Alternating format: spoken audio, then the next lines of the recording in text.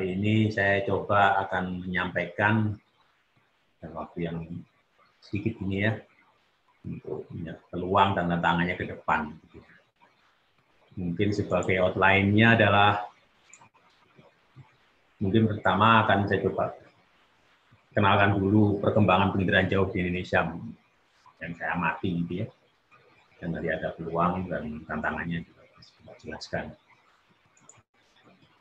Mungkin sedikit kembali ke belakang, kalau melihat pengalaman penginderaan jauh Indonesia ini, kita itu tahun 1971 dulu 8 dalam hal ini, itu berpartisipasi terhadap pengujian kamera yang akan dipasang di DRS-1, Resolusi Satelit 1 atau yang disebut Landsat 1 dulu ya sebelum itu.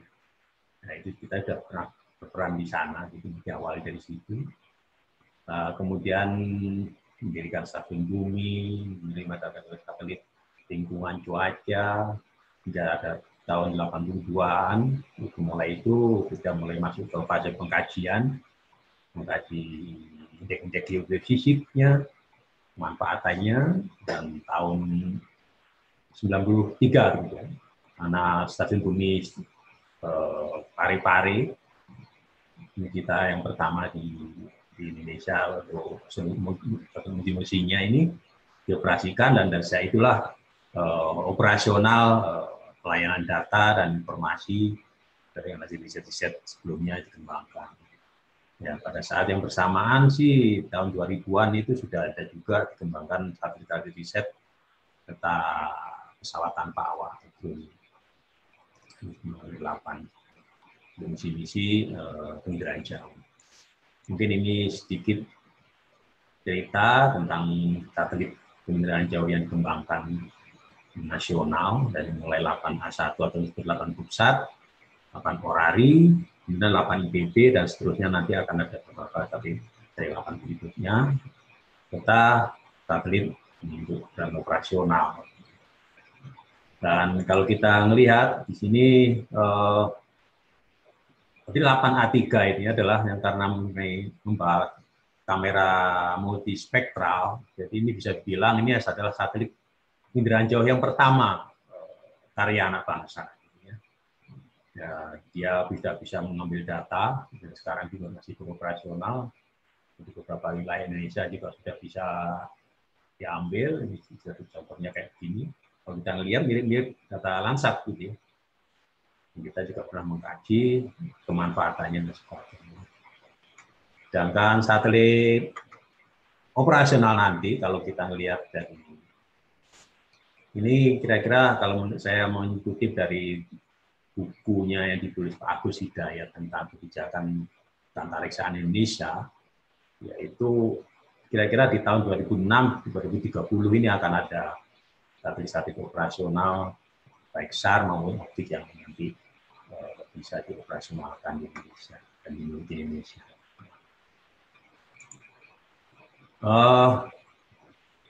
Tadi juga banyak dijelaskan tentang pemanfaatan penginderaan jauh. Jadi kita bisa melihat kebutuhan pengguna informasi penginderaan jauh ini semakin meluas. Datanya pun juga semakin melimpah. Ada data dengan konsolidasi berbagai satelit, temporalnya tinggi, spasialnya juga makin tinggi, infrastruktur juga semakin maju, sehingga metode pengolahan data bisa semakin berkembang, diseminasi informasi, jaringan datanya juga makin besar, sehingga bisa untuk tujuan menghadapi revolusi industri 4.0 kira-kira. Dan kalau kita melihat dari kebutuhan informasi tadi yang tidak dijelaskan oleh Profesor Jamal tadi, kita melihat mulai dari sektor kelautan, kehutanan, dan seterusnya, bahkan sampai audit, pembangunan, penegakan hukum, dan sebagainya. Tapi kalau kita lihat kondisi saat ini, itu bisa bilang semacam kayak informasi disebut rapid test. Jadi untuk kebenarannya, untuk dipakai sebagai oleh pengguna itu perlu user validasi. Ini seperti itu. Dan Peluangnya adalah tadi sebagaimana dijelaskan oleh Prof. Ketut dan seterusnya juga ganti Prof. Jamal, adalah perlunya memanfaatkan penginderaan jauh untuk indikator SDGs. Tapi untuk keperluan ini kita perlu informasinya harus tepat, jadi MRV. Jadi harus tepat kebenarannya dan reportable juga.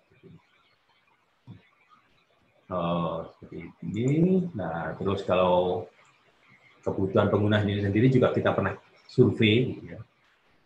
Jadi di tahun 2012 sampai 2016 kita pernah mensurvei, dan kalau kita plotkan di kebutuhan data satelitnya, ya, berdasarkan polarisasi kalau untuk radar gitu ya, itu single itu apa seperti ini.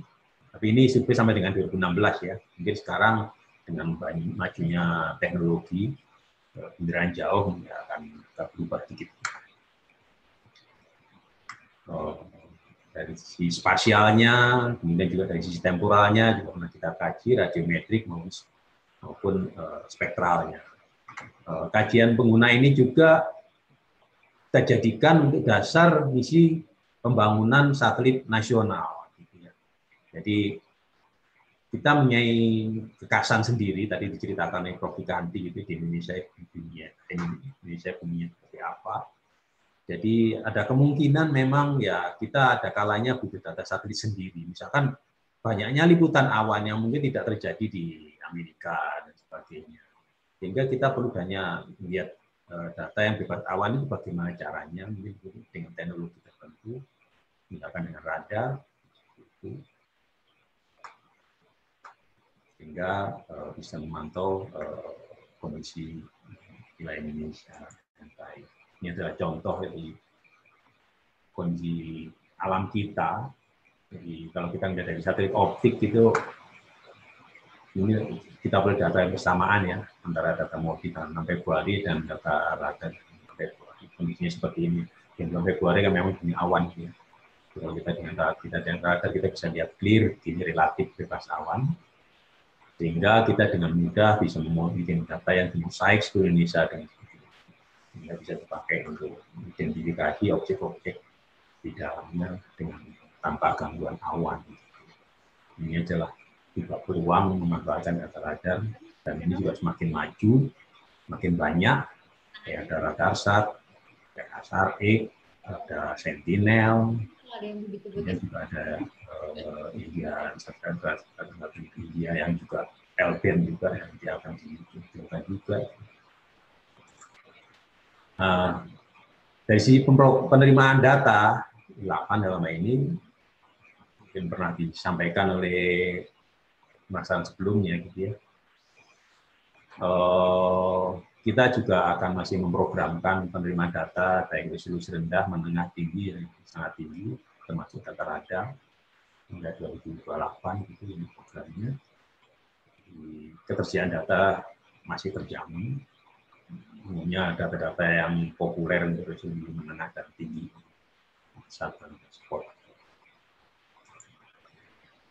Penyediaan data satelit penginderaan jauh di dunia ini juga termasuk masuk ke Indonesia ini juga sudah banyak sekali. Jadi program-program satelit geostasioner, orbit rendah, hingga penyediaan data melalui airborne atau tanpa awak itu juga sudah banyak berkembang. Dioperasikan di Indonesia juga masih. Selain itu juga banyak startup penyediaan data penginderaan jauh melalui satelit, airborne maupun ini juga sudah beroperasi di Indonesia. Beberapa di antaranya seperti katakan ini ada yang sudah berkonstelasi hingga 130 satelit dioperasikan lebih ya. Bahkan katanya 240 ini itu yang dioperasikan.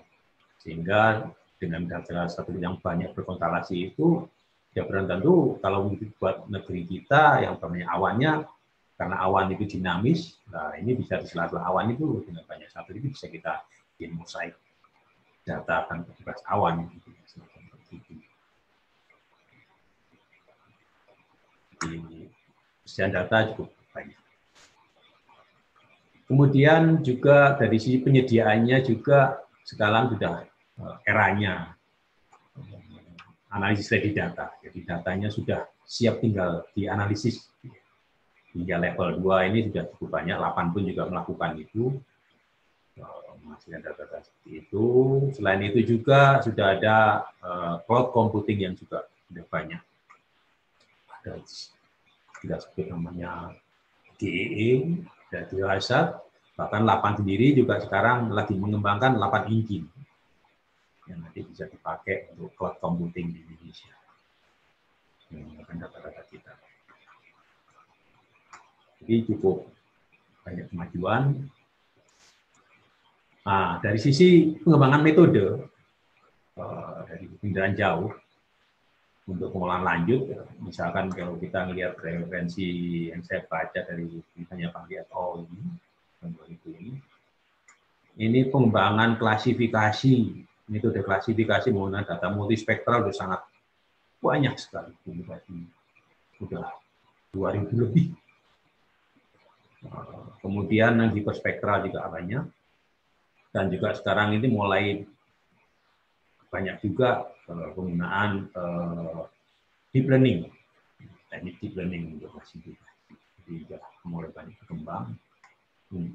Saya sendiri juga di tahun 90-an itu juga sudah mulai dulu ya, karena menggunakan data multispektral tidak puas dengan menggunakan data dengan metode atau algoritma klasifikasi parametrik maksimal Leibniz, gitu ya, yang tidak bisa mengolah data dengan dimensi yang cukup besar. Saya harus mengembangkan neural network, misalkan seperti itu. Dan neural network juga itu karena mengolahnya lama, karena dulu masih pengajuan teknologi pengolahan masih tidak seperti sekarang, gitu ya. Sehingga perlu mengembangkan dengan metode fasi, gitu, fasi neural network untuk mempercepat prosesnya, trainingnya. Dan sekarang saat ini ada random forest, deep learning, dan sebagainya. Dari sisi informasinya pun juga yang diekstrak dan diklasifikasi juga mulai banyak, dapat cukup banyak kita kembangkan, mulai dari radar backscatter-nya, kemudian kita fusikan dengan multispektralnya, kemudian dilakukan juga tekstur atau peruangan dengan objek base dan sebagainya. Sudah banyak dikembangkan. Dan sebagai tantangannya, tadi saya sampaikan, karena sudah banyak data, jadi optimalisasi big data penginderaan jauh. Multi-source, tadi juga sudah dijelaskan oleh Pak Ketut juga. Multi-resolusi, multi-temporal, multi-state. Ini optimalisasi ini untuk tujuannya untuk mendapatkan informasi yang lebih baik. Dan tuntutannya adalah kecepatan, ketepatan, dan akurasi. Sehingga metode dalam hal mengolah big data secara otomatis dan standar itu merupakan tantangan yang harus. Kalau kita melihat proses dan infrastruktur big data penginderaan jauh, jadi big data penginderaan jauh itu pengolahannya mulai dari masalah data akuisisi, data storage, data analisis, visualisasi, decision, dan publishing. Kalau kita lihat infrastrukturnya ya, infrastruktur penerimaan, kemudian penyimpanannya juga masuk, kemudian processing unitnya, dengan analisis dan isinya, visualisasinya. Ini kalau saya gambarkan, jadi data penginderaan jauh itu masuk di dalam Cloud GIS. Jadi itu pun juga kumpulan dari cloud data resolusi rendah, data resolusi menengah, data resolusi tinggi, data airborne, data terestrial, dan juga ada data modeling yang juga sekarang banyak di-share juga di internet. Menggunakan big data yang nanti kita dengan masing-masing dilakukan pre-processing untuk menyamakan spasialnya dan sebagainya, kemudian dilakukan ekstraksi informasi dengan cara masing-masingnya dari jenis datanya itu, kemudian direpresentasikan dan dilakukan metode-metode untuk analisis artificial intelligence, melakukan fuzzy, maksudnya fuzzy, kemudian cluster, analisis, statistik, ini bukan bagian dari big data interpretasi. Dan dari berbagai macam informasi yang keluar ini keluar lagi masih yang big data visualisasinya hingga sektor pengguna tertentu, katakan pertanian, kelautan, seperti itu. Dan tantangannya itu kalau saya baca dari sumber energi dan prediction ini ada big data position, ada big data metodologi, dan big data aplikasi. Di data position ini ada masalah data transport, data storage, dan data sebagainya. Kemudian dari data metodologi ini ada data representasinya, data uji dan visualisasinya, dan juga ada data aplikasi, dalam hal ini untuk identifikasi, interpretasi, dan deployment atau diseminasi. Dan juga ada tantangan-tantangan terkait media chain in dalam artian misalkan untuk pertanian bagaimana. Kalau untuk mungkin pertanian pun juga mungkin pecah lagi. Tanaman padi bagaimana, tanaman jagung bagaimana. Dan juga ada tantangan juga secara umum misalkan terkait data, selain data komputer juga data collaboration. Data collaboration ini adalah, jadi karena datanya multisumber, ada banyak data. Jadi perlu disamakan formatnya dan sebagainya. Dalam memakai berbagai macam data tadi itu perlu dilakukan teknik-teknik bisa.